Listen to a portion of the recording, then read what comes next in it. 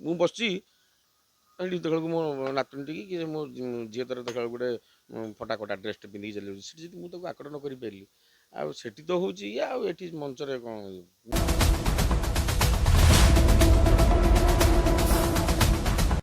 আমি একটা সুন্দরী মেয়ে চাই গরি মেয়ে চাই পতলি মেয়ে চাই আমার বুক মধ্যে একদম কম্পন সৃষ্টি হয়েছে কোথায় গেল মেয়ে কোথায় গেল আমি বিয়ে করতে জন্য একদম উচ্ছন্ন হয়ে যাচ্ছে আরে মেয়ে ছাগল নয় মেয়ে মেয়ে সুন্দরী মেয়ে ଯାତ୍ରା ଜୀବନ ଆପଣ କେତେ ବର୍ଷ ହେଇଗଲାଣି?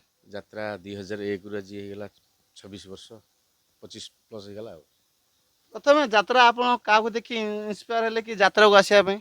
ଯାତ୍ରା ଯାତ୍ରା ସେଟା କହିଲେ ରୋମ ରୋମ ମାନେ ଆମ ରକ୍ତରେ ମୋର ଅଛି ସେ ଇଏ ମୁଁ ଛୁଆଟି ବେଳୁ ଯାତ୍ରା ପ୍ରତି ମୋର ଏକଦମ ଆକୃଷ୍ଟ ମାନେ ମୋ ଗାଁ ଆମ ମୋର ଯାହା କୁହନ୍ତି ମୁଁ ତ ମାନେ ଜାଗା ଜନ୍ମ ହେଇଛି ଗୋଟେ ଜାଗାରେ ସେଇଠୁ 2 କିଲୋମିଟର ଜାଗାରେ ବଢ଼ିଲି ଯେଉଁଟାକି ନାମି ମୋର ସେଠି ମଠ ମୁଁ ସେଇଠି ରହୁଥିଲି ସେଠି ସବୁ ବର୍ଷ ଯାତ୍ରା ହୁଏ ରାମନବମୀ କି ଆଉ ଯାତ୍ରା ହୁଏ ମାନେ ବଢ଼ିଆ ଏକଦମ ଭଲ ପାର୍ଟି ସବୁ ଆସନ୍ତି ସେଠି ଯାତ୍ରା ହୁଏ ସେଇ ଯାତ୍ରା ଦେଖି ସବୁବେଳେ ଯାତ୍ରା ଦେଖିକି ଆଉ ଆମ ନାମର ସବୁ ବଡ଼ ଭାଇମାନେ ସବୁ ଡ୍ରାମା କରନ୍ତି ତାଙ୍କୁ ସବୁ ଦେଖିକି ଯାତ୍ରା ପ୍ରତି ଏକଦମ ଇଏ ଆଉ ମୁଁ ସାଇକେଲ ଚଲେଇକି ଯାଉଥିବି ଡାଇଲଗ୍ ଯାତ୍ରା ଡାଇଲଗ୍ କହୁଥିବି ଗାଡ଼ି ଚଲେଇକି ଯାଉଥିବି ଯାତ୍ରା ଡାଇଲଗ୍ କହୁଥିବି ଯେଉଁଠି ନିରୋଳା ଜାଗା ମୁଁ ସବୁବେଳେ ନିରୋଳା ଜାଗାରେ ବାଇକ୍ ଫାଇକ୍ ଚଲେଇକି ସାଇକେଲ ଚଲେଇକି ଯିବା ପାଇଁ ଇଚ୍ଛା ହୁଏ ମୋ କଥା ଯେମିତି ମୁଁ ମୋର ମାନେ ମୋ ଡାଇଲଗ୍ କହିକି ଦୈତାରୀ ପଣ୍ଡା ସଞ୍ଜୟ ବଳ ସେ ଭଲ ଭଲ ଇଏ ସଂଳାପ ଯେଉଁଗୁଡ଼ା ମୋ କାନକୁ ଯେଉଁଟା ଭଲ ଲାଗେ ମୁଁ ତାଙ୍କ କଥା ଡାଇଲଗ୍ ସବୁ ବିଶେଷ କରି ମୋର ସେତେବେଳେ ଭଙ୍ଗାହୀନା ନାଟକର ଦୈତାରୀ ଡାଇଲଗ୍ ମୋତେ ଭାରି ଇଏ କରେ ସେଇ ଡାଇଲଗ୍ଟାକୁ ମୁଁ ସବୁବେଳେ ଗୁଣି ହେଇକି ଯାଏ ହଁ ନାଟକ ଗୋଟେ ଡ୍ରାମା ବି କରୁଥିଲୁ ସେ ଭଙ୍ଗାହୀନା ନାଟକ ଆମ ନାଁରେ ସକ୍ସେସ୍ ବି ହେଇଥିଲା। ପ୍ରଥମେ କୋଉ ନାଟକରୁ ଆପଣ ଅଭିନୟର ଯାତ୍ରା ଆରମ୍ଭ କଲେ? ମୁଁ ଡ୍ରାମା ନାଇଁ ଯାତ୍ରା ଡ୍ରାମା ଗାଁରୁ ଜାଲ ସନ୍ନ୍ୟାସୀ ପୂର୍ବରୁ ବି ମୁଁ କରିଛି ଜଳନ୍ଧର ବଧ ହଁ ଏଇସବୁ ଇଏ ଆମ ସ୍କୁଲରେ ମୋ ଷଷ୍ଠ ଶ୍ରେଣୀ ବେଳୁ ମୁଁ କଲି ନା ଅଭିନୟ ଆଉ ନା ଆମେ ପ୍ରାଇମେରୀ ସ୍କୁଲରେ ଆମର ଯେତେବେଳେ ଡ୍ରାମା ସେ ସାର୍ ମୋ ତ ଗୁରୁ ଚାଲିଗଲେଣି ମହେଶ୍ୱର ସେନାପତି ରାଧାଶ୍ୟାମ ସାର୍ ଆଉ ଭର୍ତ୍ତ ସାର୍ ଆଉ ଆମର ଇଏ ପଣ୍ଡା ଆମ ଗାଁର ଉପେନ୍ଦ୍ର ପଣ୍ଡା ଏସବୁ ଥିଲେ ଆମକୁ ସେତେବେଳେ ଗୋଡ଼େଇ ବାଡ଼େଇକି ନେଇକି ଡ୍ରାମା ଶିଖଉଥିଲେ ଭାଇ ଡ୍ରାମା ଶିଖ ଆଉ ସେ ଯେତେବେଳେ ମଞ୍ଚସ୍ଥ ହେବ ସେ ଡ୍ରାମା ଦେଖିବା ପାଇଁ ଗାଁ ସାରା ଝିଅ ବୋହୂ ସବୁ ମାନେ ଗଦା ହେଇଯିବ ସେ ସ୍କୁଲ ଭିତରେ ବଢ଼ିଆ ସବୁ ତାଳି ମାରି କହିବେ ନାଇଁ ଆମ ଛୁଆ ସବୁ ଭଲ ଯାତ୍ରା କରୁଛନ୍ତି ସେଇଠୁ ଚାଲିଲା ଆଉ ଆପଣ ଷ୍ଟାର୍ଟିଂରୁ ହାସ୍ୟ ଅଭିନେତା କରୁଥିଲେ ନା? ନାଇଁ ମୁଁ ନଟ୍ ମାନେ କମେଡ଼ି ଆର୍ଟିଷ୍ଟ ଆମେ ଭର୍ସାଟାଇଲ୍ ଆର୍ଟିଷ୍ଟ ଭର୍ସାଟାଇଲ୍ ମାନେ ସବୁ ପ୍ରକାର ମୁଁ କରୁଛି କମେଡ଼ି ଟ୍ରାଜେଡ଼ି ନେଗେଟିଭ୍ ସବୁ ମୁଁ କରୁଛି ଭର୍ସାଟାଇଲ୍ ଆର୍ଟିଷ୍ଟ। ଆପଣଙ୍କୁ କୋଉ ନାଟକ ପରିଚିତ କଲା ଦର୍ଶକ ବନ୍ଧୁମାନଙ୍କ?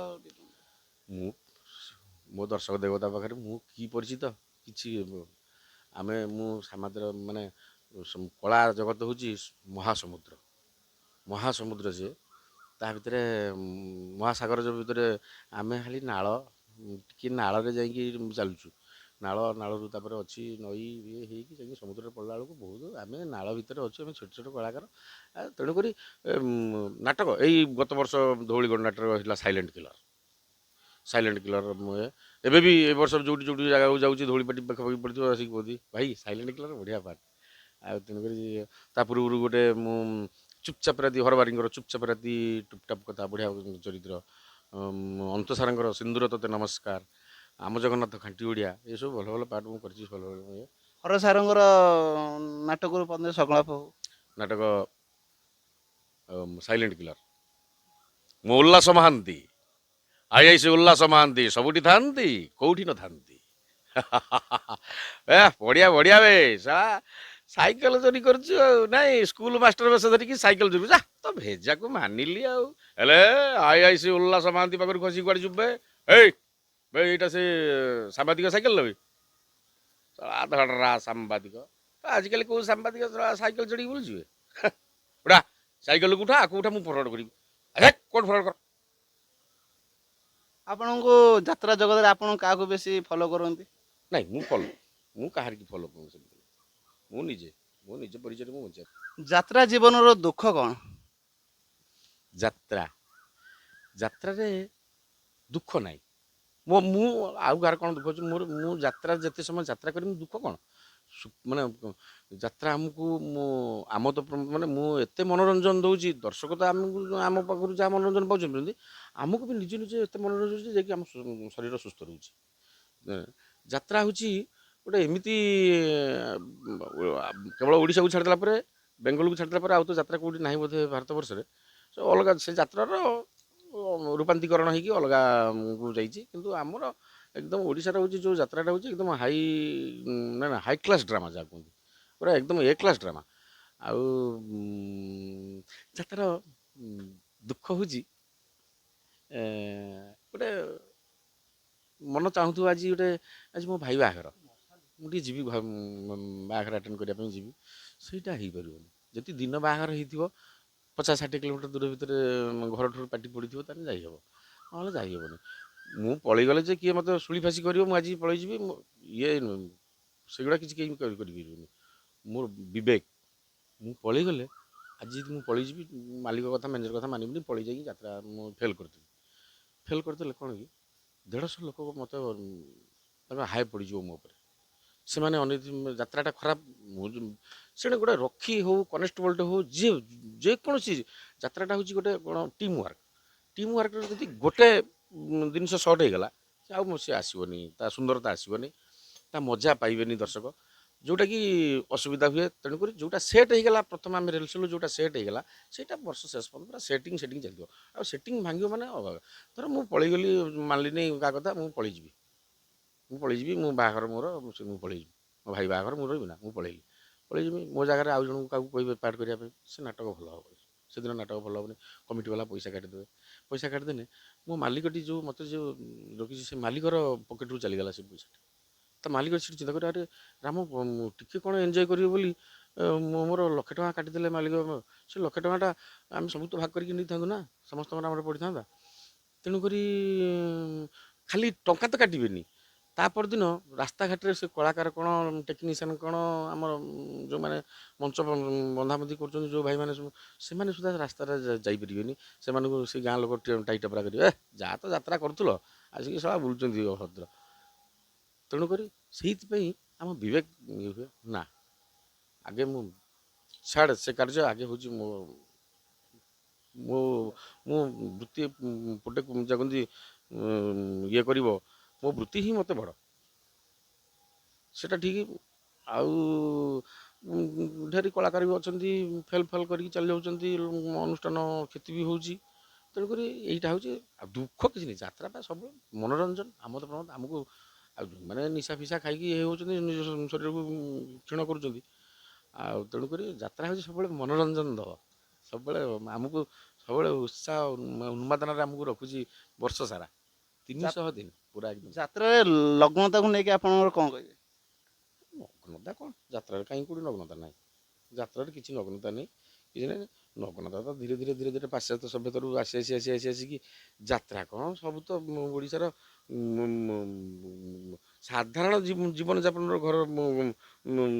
ମୁଁ ବସିଛି ସେଠି ଦେଖିବାକୁ ମୋ ନାତୁଣୀଟିକି କି ମୋ ଝିଅ ତର ଦେଖିବାକୁ ଗୋଟେ ଫଟାକଟା ଡ୍ରେସ୍ଟେ ପିନ୍ଧିକି ଚାଲିଯାଉଛି, ସେଠି ଯଦି ମୁଁ ତାକୁ ଆକଟ ନ କରିପାରିଲି, ଆଉ ସେଠି ତ ହେଉଛି ଇଏ, ଆଉ ଏଠି ମଞ୍ଚରେ କ'ଣ ମୋ ଘର ସବୁ ମୋ ଘରେ କ'ଣ ତୋ ଘରେ କ'ଣ ସମସ୍ତଙ୍କ ଘରେ, ଏଇଭଳିଆ ବର୍ତ୍ତମାନ ଚାଲିଛି।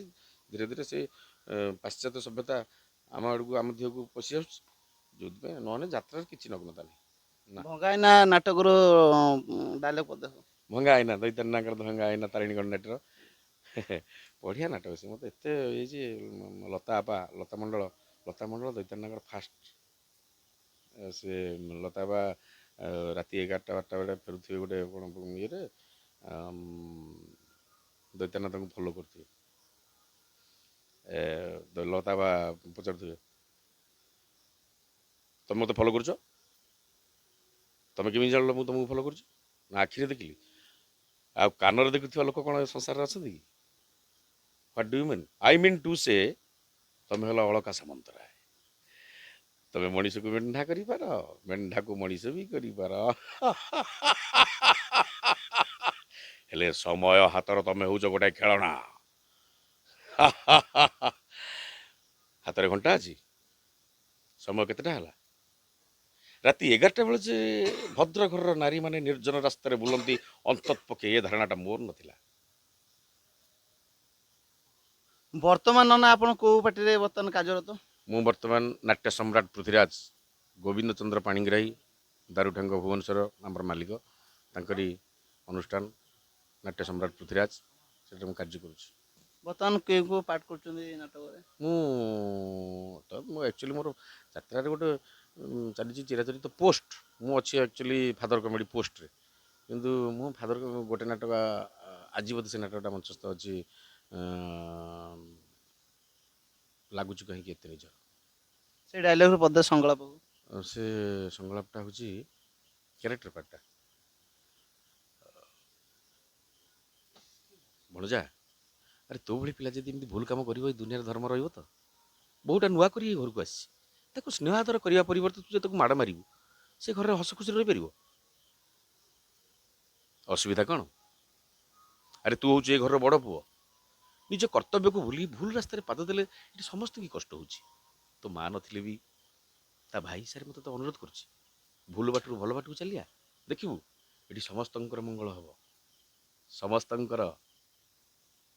ଆପଣଙ୍କ ଜୀବନରେ ସର୍ବଶ୍ରେଷ୍ଠ କୋଉ ନାଟକ ଆପଣଙ୍କୁ ବହୁତ ସଫଳତା ଦେଇଛି, ଏତେ ମାତ୍ରାରେ ସଫଳତା ଦେଇଛି କି ଆପଣଙ୍କୁ ମନକୁ ଛୁଇଁ ସେଇ ନାଟକ ଟିକେ କହିବେ ସେ ବିଷୟରେ? ମୋତେ ନାଟକ ବେଶୀ ସଫଳତା ଦେଇଛି, ମୁଁ ଗତ ବର୍ଷର ନାଟକ ସାଇଲେଣ୍ଟ କିଲର ମୋତେ ଭାରି ଆତ୍ମତୃପ୍ତି ଦେଇଛି। ସେ ଗୋଟେ ପାର୍ଟ ମୋର ସେ ସାଇଲେଣ୍ଟ କିଲର। ସେଇ ନାଟକରୁ ପଦେ ସଂକଳ୍ପ। ସେ ନାଟକ ବା କହୁଥିଲି ସେଇଟା ଆଇଆଇସି ଉଲ୍ଲାସ ମହାନ୍ତି।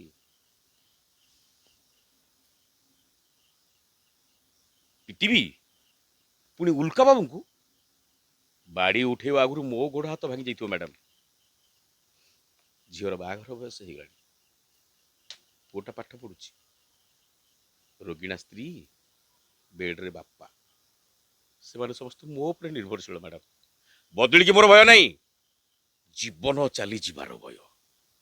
ଗତ ମାସରେ ଆମ ଥାନାର ସବ୍ ଇନ୍ସପେକ୍ଟର ବଳବନ୍ତ ଦାସ ଟ୍ରକ୍ ଚକା ତଳେ ଚାପି ହେଇ ମରିଗଲା। ଆମେ ସମସ୍ତେ ଜାଣିଲୁ ମର୍ଡର, ହେଲେ ପବ୍ଲିକ୍ ଜାଣିଲେ ଆକ୍ସିଡେଣ୍ଟ। ସେଇଥିପାଇଁ ରାତିରେ ଅଧିକ ମଦ ନ ପିଇଲେ ରାତିରେ ନିଦ ହଉନି ମ୍ୟାଡ଼ାମ୍, ନିଦ ବି ହଉନି।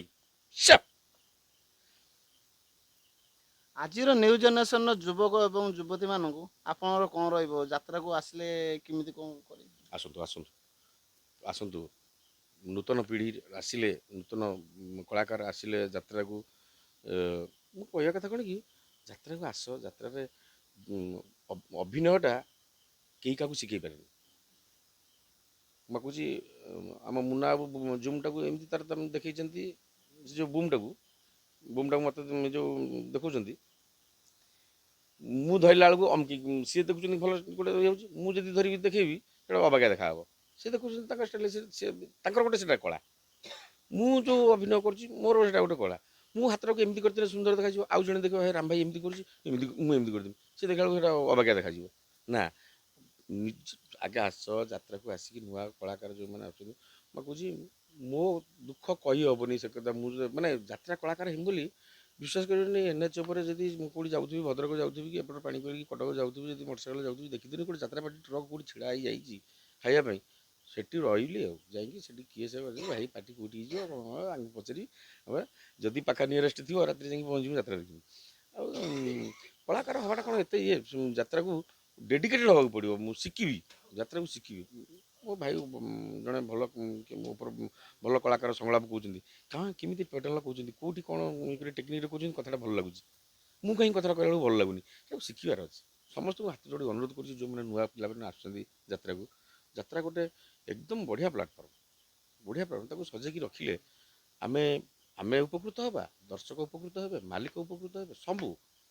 ଯାତ୍ରା କହୁଛି ବର୍ତ୍ତମାନ ଯାତ୍ରା ଶିଳ୍ପ, ତାକୁ ତ ସରକାର ଏପର୍ଯ୍ୟନ୍ତ ଆମ ଓଡ଼ିଶା ସରକାର ଶିଳ୍ପର ମାନ୍ୟତା ଦେଇନାହାନ୍ତି, ତଥାପି ଗୋଟେ ମୁଁ ଯେଉଁ ମୋ କହୁଛି ଯାତ୍ରା ଶିଳ୍ପ ଓଡ଼ିଶାରେ ଏତେ ଲୋକଙ୍କୁ ମାନେ ବର୍ତ୍ତମାନ ରୋଜଗାର ଦେଇଛି, ଆପଣ ମାନେ ଡାଇରେକ୍ଟ ଇନଡାଇରେକ୍ଟ।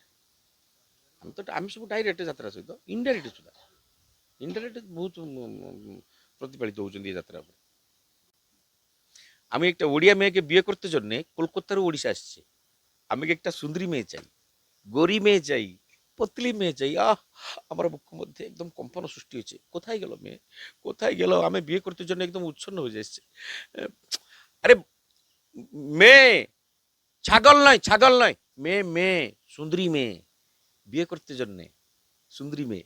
আমি কি চাই?